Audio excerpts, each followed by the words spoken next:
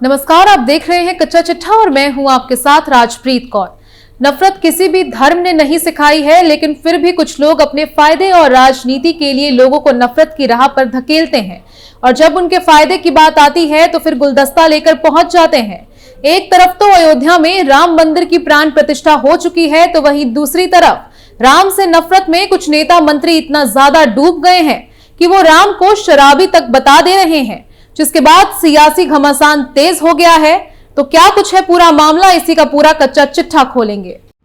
सनातन धर्म से नफरत में पार की हदें, मन से भगवान राम को बताया शराबी।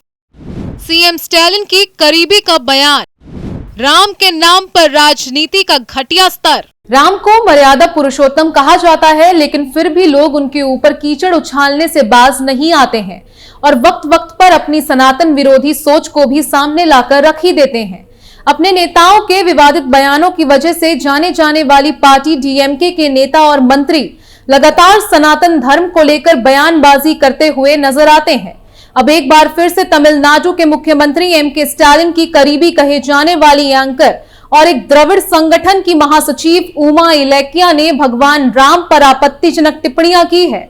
उन्होंने भगवान राम के चरित्र को लेकर अभद्र बातें कही और साथ ही राम मंदिर के विषय में भी आपत्तिजनक बातें बोली, जिसके बाद सियासी घमासान शुरू हो गया है। दरअसल तमिल संगठन द्रविड़ कजगम तमिचार पिरेवाई की महासचिव उमा इलेक्या ने एक सभा के दौरान 13 जनवरी 2024 को ये अपमानजनक बातें कही। उनका ये तमिल भाषा में दिया गया बयान अब सोशल मीडिया पर वायरल हो रहा है और हिंदू इस पर गुस्सा जता रहे हैं। द कम्युन मैप के मुताबिक उमा ने कहा कि वाल्मीकि रामायण के अनुसार राम महल में हजारों महिलाओं के साथ रहते थे और शराब भी पीते थे। क्या आप उन्हें अपने बच्चों के लिए एक उदाहरण के रूप में पेश करेंगे? उनमें जीने का साहस नहीं था, इसलिए उन्होंने सरयू में छलांग लगाकर आत्महत्या कर ली। क्या आप अपने बच्चों को उनके उदाहरण के साथ पालेंगे पोसेंगे? ये कैसी मूर्खता है। राम ने अपनी ही पत्नी पर शक किया और उन्हें जंगल भेज दिया। क्या आप लोग इसे उदाहरण की तरह दिखाएंगे? इतना ही नहीं, उमा इलेक्या यही नहीं रुकी। उन्होंने आगे भी करोड़ों लोगों के आराध्य प्रभु राम पर हमला जारी रखा। उन्होंने कहा कि राम एक हत्यारा था। उन्होंने खुद को छिपाकर बाली को मार डाला और जब शंभुक ध्यान कर रहे थे तो उसने बिना कारण पूछे उनका सिर काट दिया। क्या इस तरह का व्यक्ति अपने बच्चों के लिए आदर्श है? उमा इलेक्या ने राम मंदिर पर भी अपने भाषा के जरिए हमले किए। उन्होंने कहा कि राम मंदिर राम के बाल रूप के लिए बना है। ये मंदिर बिल्कुल कोरे झूठ पर बना है कि ये मंदिर उनके जन्म स्थान पर बना है। उन्होंने इसके लिए कोर्ट से आदेश भी जारी करवा दिए। इस मंदिर का पता क्या होगा, राम मंदिर या राम जन्मभूमि, जो कि बाबरी मस्जिद पर बना हुआ है? आपने मंदिर वहां बनाया है जहां कभी मस्जिद हुआ करती थी। उमा इलेक्या ने ये सारे बयान आरएसएस और भाजपा के विरोध करने की आड़ में दिए। उनके इस बयानों पर लोग कार्रवाई की मांग कर रहे हैं। उमा इलेक्या ने ये सारे बयान आरएसएस और भाजपा के विरोध करने की आड़ में दिए। उनके इस बयानों पर लोग कार्रवाई की मांग कर रहे हैं। उमा इलेक्या स्टालिन परिवार द्वारा चलाए जाने वाले क्लेनार सेंथिगिल में एंकर हैं। उनकी कई फोटो तमिलनाडु के मुख्यमंत्री एमके स्टालिन और उनके बेटे उदयनिधि स्टालिन के साथ भी सामने आई है। गौरतलब है कि उदयनिधि भी सनातन धर्म को डेंगू मलेरिया बता चुके हैं। उन पर भी कोई कार्रवाई तमिलनाडु सरकार ने नहीं की थी। वैसे आपको बता दें कि डीएमके के नेता पहले भी इसी तरह की घटिया बयानबाजी सनातन धर्म को लेकर कर चुके हैं। दरअसल संसद के शीतकालीन सत्र के दूसरे दिन डीएमके सांसद के हिंदी भाषी राज्यों को लेकर विवादित बयान दिया था। इससे विवाद खड़ा हो गया है। हालांकि बयान के बाद सांसद ने माफी मांग ली थी और लोकसभा की कार्यवाही से डीएमके सांसद के बयान को हटा दिया है। इधर बीजेपी ने इसे सीधे तौर पर हिंदी भाषी राज्यों के लोगों का अपमान बताया है।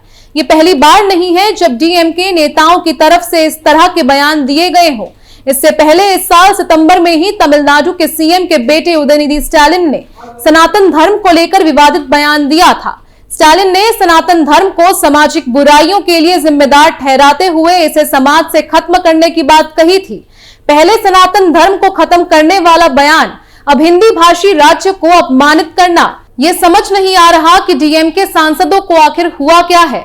लोकसभा में जम्मू कश्मीर आरक्षण संशोधन विधेयक और जम्मू कश्मीर पुनर्गठन संशोधन विधेयक पर चर्चा में भाग लेते हुए द्रमुक के डीएनवी सेंथिल कुमार ने कहा कि इस देश की जनता को सोचना चाहिए कि बीजेपी की चुनाव जीतने की शक्ति केवल हिंदी पट्टी के राज्यों में है, जिन्हें हम आमतौर पर गौमूत्र राज्य कहते हैं। सेंथिल कुमार ने लोकसभा में कहा कि आप बीजेपी दक्षिण भारत में नहीं आ सकते।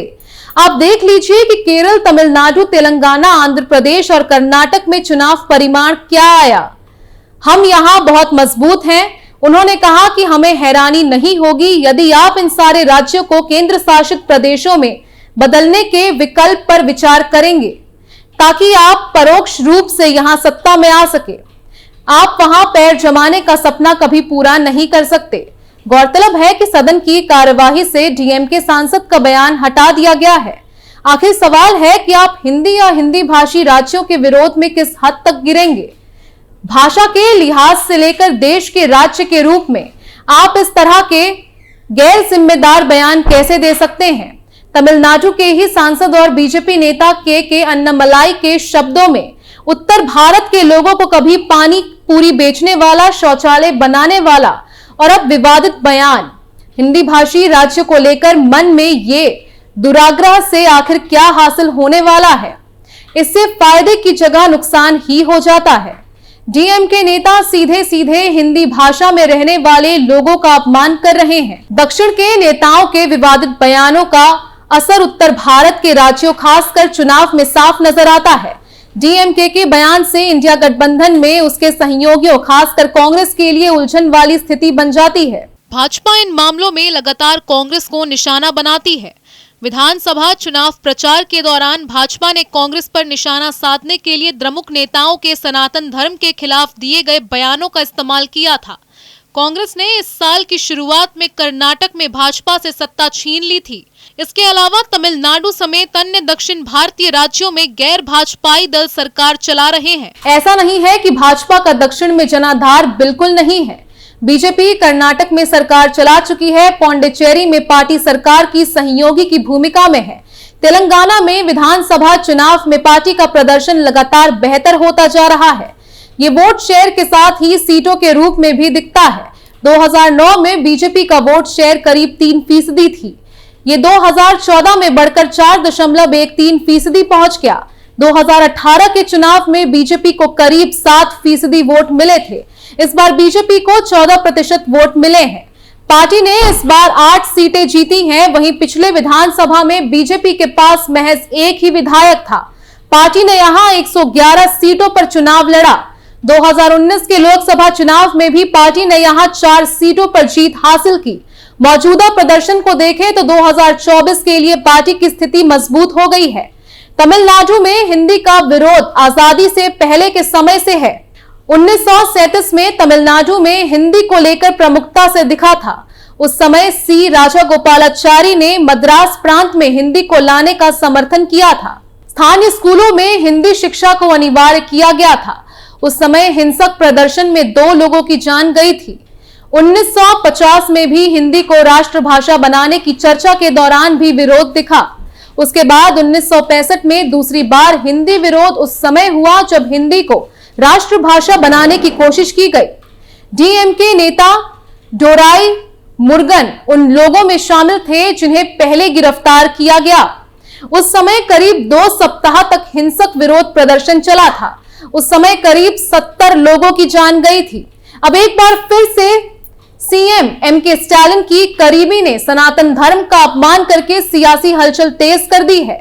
आपका क्या मानना है कमेंट में जरूर बताएं। कच्चा चिट्ठा में फिलहाल के लिए बस इतना ही। बाकी तमाम खबरों के लिए देखते रहिए कैपिटल टीवी। नमस्कार।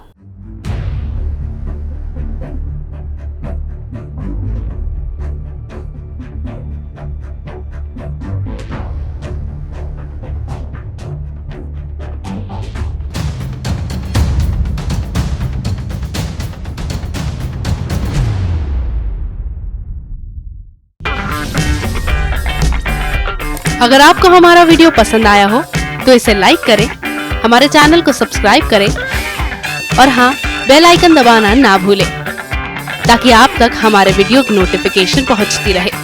आप अपना सुझाव हमें कमेंट बॉक्स में दे सकते हैं। हमारे साथ जुड़ने के लिए शुक्रिया।